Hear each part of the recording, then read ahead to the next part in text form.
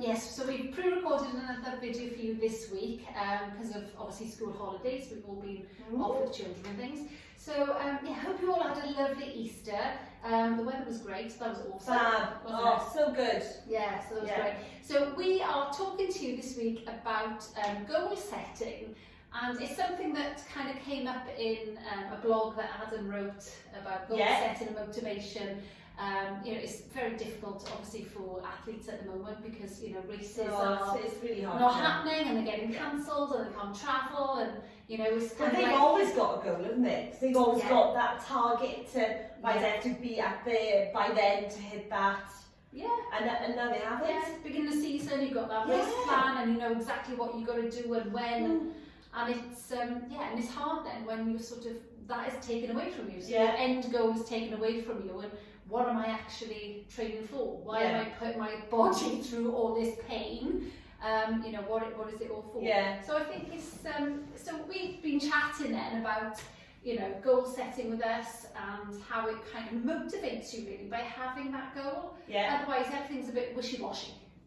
Very vague, isn't it? Very vague. And we've done it in work over the last year really. We've been really proactive with that, haven't we? Yeah, proactive. So we've got a little whiteboard and we have our sort of goals of every day, what we want to achieve every day, what we want to achieve every week, what we want to achieve by the end of the month. We've broken it right down, haven't we? Because we always had. So we've got. We always had a to-do list. We always had, you know, we'd have regular meetings and there'd be so much on our to-do list and we have to do that, I've got to do that. But it was there was no time limit on it. Yeah, there wasn't a time frame. It was just this big to-do list and get through it whenever you can, you know. But inevitably things come up and then things get delayed. It wasn't working, was it? It was just that continuous to-do list. And I'm a bit of I'm like that anyway. So I'll kind of set myself something, right, I really want to lose weight. I really want to drop a dress size. But I don't actually put a date in there as my end goal. So doing that in work actually is lent well to me in my personal life, because setting goals now, you know, that has worked because you're giving yourself something to aim for, and I'm now following suit in other areas. So I think it's great. Yeah. You know, I think once you have, you know, that goal in mind and you give it a time date and you say, right, I'm going to achieve this by then. As long as you don't set yourself up for a fall, so as long as you make it realistic, it's going to be achievable. You know, because there's no point going, right, I'm going to drop a dress size by next Tuesday. Then, you know, that isn't realistic or achievable. So as long as you've got, you know, that in place as well. And to be able to, set your goal, because you've got to have a goal, but you're not always going to make it, because something will get in the way, so not to be too disheartened. Just keep striving for an achievable goal, not... Well, I think, you know, it's about being pliable. You know, things change all the time, and I think it's just about being like, okay, I've wanted to do this by the end of the month. I haven't quite made it at the end of the month. So I'm gonna make it by the week after, or 2 weeks later. Yeah, do your utmost to get...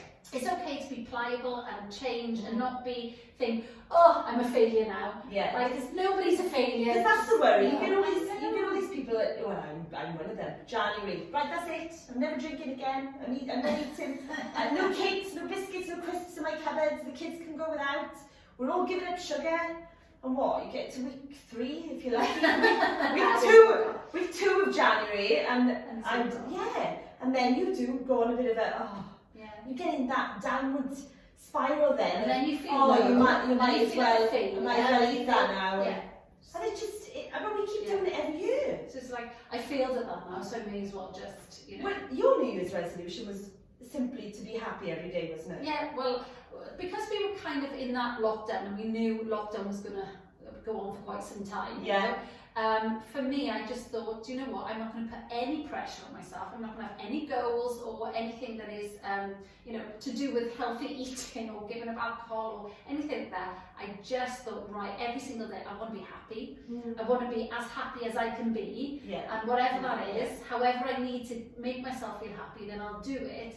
because that meant more to me than anything, because I've been in this seriously dark place before now, and I don't ever want to go back there. You know, depression is an awful thing, and anxiety as well, and it's it's something that I don't ever want to go back to. But I think even if you are feeling like that at the moment, even if you are feeling really low and you're struggling, then goal setting is still really important. So even if it's just, I'm going to get out of bed and I'm going to get dressed today. Even little things, really little things. You need to that is huge for some people though. Of course it is, yeah. Getting out of bed and getting dressed, having a shower and getting dressed, that is huge for a lot of people, okay, particularly when you're not in a really good place. So I think having, goals like that, they're still goals and they'll still motivate you and they'll still, It's what's achievable to you. Yeah. And we've all got, there's different things, isn't it? I've been in different stages of my life where, the children are young. So I might have a long-term goal of wanting a little house in Spain and to be financially free and whatever. But they were long-term goals because at the time, my children were young and we were just, getting by and working to just get through the weeks. So at different times in your life, things are more achievable. So set the realistic ones that you can. Because nobody wants to set themselves up for a failure all the time, do they? It's good to have those long-term goals. Yes. Which you may be looking for a year, 5 years, 10 years. 10 years, yeah. Have those shorter-term goals, maybe things over weeks or months. And actually sometimes, it's the day. It's the day. I mean, when I was really unwell with mental health, it would be minutes. I would just be like, just get through this hour, just get through this next 5 minutes, just get through, God, can I just get through to lunchtime, So I think just whatever your circumstance and however you're feeling, just maybe get a pen and paper out and put some goals down there. Actually sit and contemplate and think, do you know what do I really want? Yeah. What do I really want out of life, and what's important to me? That's a hard question to answer. Like I went through a time where I went to see a counsellor, and it was just so helpful. And one of the questions she asked me was, "What do you want out of your life?" And I couldn't answer it. What a question! Now I can. Yeah. But sometimes you don't know. You're so kind of lost in your own head and with what's going on around you, and so maybe there's people who really don't know the answer to that. So sitting down, get a pen and paper, just think, okay, even if there's simple ones. Exactly. It can be that you don't have to think of, this is what I meant to be, this is my purpose, like you don't need to go that far. It could just be, I want to have a cup of tea whilst it's hot, in peace and quiet, and enjoy that cup of tea. It could be that your house has been so chaotic with children and family working from home or whatever, that actually that's my goal today, is just being able to do that, so don't give yourself a hard time, and don't worry how little they appear to be, or how big, you can... People who will want different things out of their goals. They'll set... I know people who would set crazy goals, but they'd reach them.